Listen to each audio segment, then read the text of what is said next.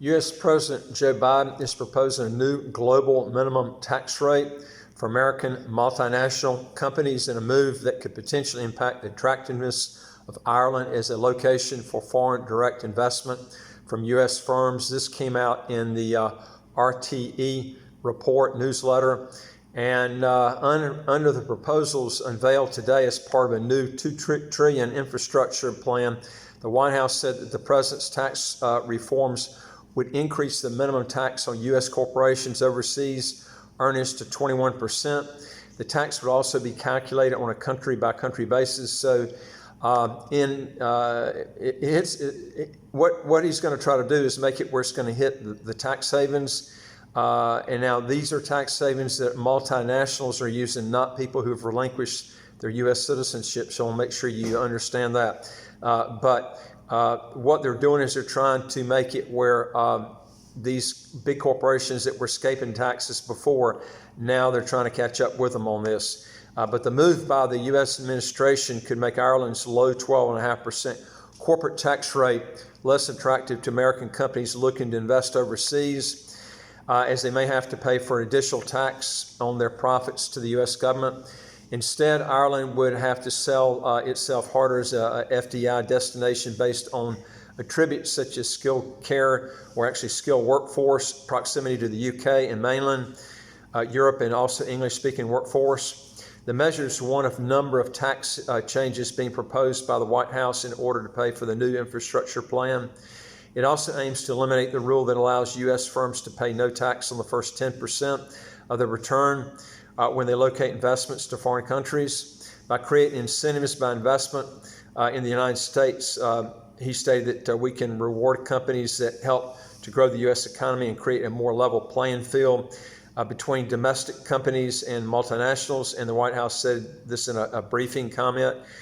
This was today. Now, other aspects include an increase. Now, this is the big key right here. There are other aspects including increase in the U.S. corporate tax rate from 21% to 28%. This will help fund critical investments in infrastructure, clean energy, research and development, and more to maintain the competitiveness of the United States and grow the economy. Now, probably a lot of this money is going to be wasted down a rat hole. They're probably not going to use it for stuff like that. It always gets divvied in other areas. But anyway, they're wanting to raise the taxes. So that's going to hit your pocketbook right there. Of course, electing Joe Biden, everybody knew he was going to raise the taxes. If it's passed by Congress, which isn't guaranteed, the plan would also see an end to the practice of inversion, where U.S. companies can avoid paying taxes by switching their headquarters to different countries. Now, President Biden is also proposed to encourage other countries to adopt strong minimum taxes on corporations, just like the United States, so that foreign corporations aren't advantaged, and foreign countries can try to get a competitive edge by serving as a tax haven. Now, the plan also denies deductions to foreign corporations on payments that could allow them to strip profits out of the United States if they're based in a country that does not adopt a strong minimum tax. The administration has also reiterated its commitment to reaching a global agreement on a strong minimum tax through multinational negotiations currently underway with the OECD.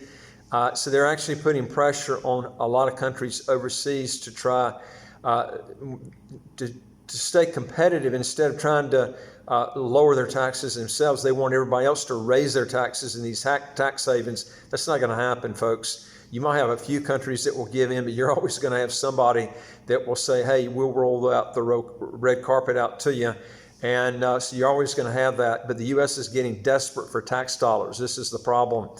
The $2 trillion infrastructure package pledges to invest in traditional projects like roads and bridges alongside tackling climate change and boosting human services like elder care, coupled with recently enacted a $1.9 billion COVID relief package.